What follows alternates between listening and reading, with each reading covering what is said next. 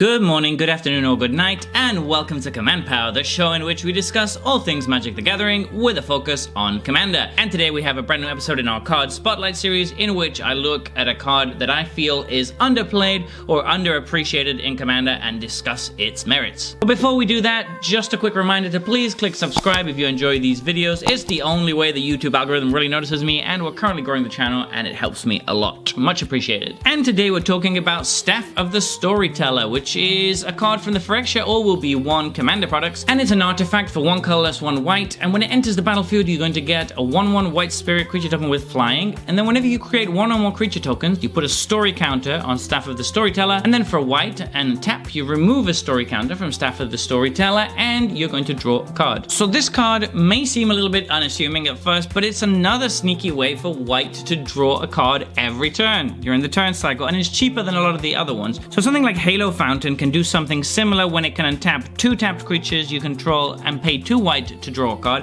but that's a much steeper price for this effect, right?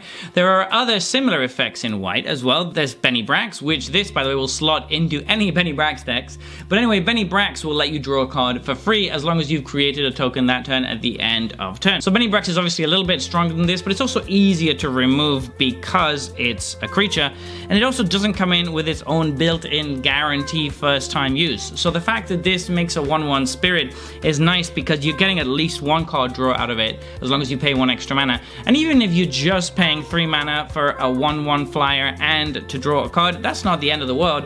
That being said, once you've drawn that first card, the likelihood of you hitting more tokens increases, and then once this gets going, you're just going to be drawing an extra card every turn for 1 white, which is a very small price to pay. And on that note, I'm just wondering, when are we ever going to get decent card draw in red, as opposed to impulse draw and stuff like that, which is just nowhere near as good.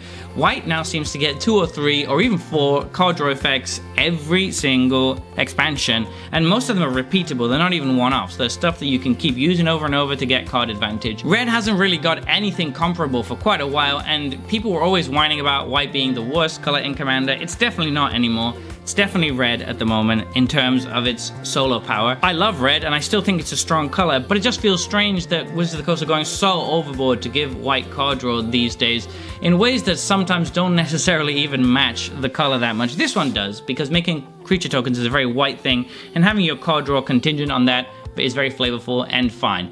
But I don't know, I just think it needs to be toned down a little bit, or the other colors need to be getting some too. Because right now it's just white getting more and more draw every expansion, and it's getting a bit old, to be honest. So with that set aside, Staff of the Storyteller is going to go into a lot of token commander decks. Obviously, it's going to slide right into Otari, the one we talked about recently. I see this being really good in Ratadrabik of Urborg. I see this being really good in Magnus Kalgar. It's just going to be solid in all of those decks that care about tokens in white. And to be honest, you don't need to have that many tokens for this to be good. So in a normal white deck that has a commander that makes tokens, or 4 or 5 creatures that make tokens, even if the deck is not based around tokens, this might still be good enough, seeing as it comes with a free card draw on its own. So there you have it. That has been our card spotlight for today. What are your thoughts on this card? Let me know in the comments section below. I read all comments and respond to all of them too. And if you enjoyed this video, don't forget to click like or subscribe. It really helps the channel.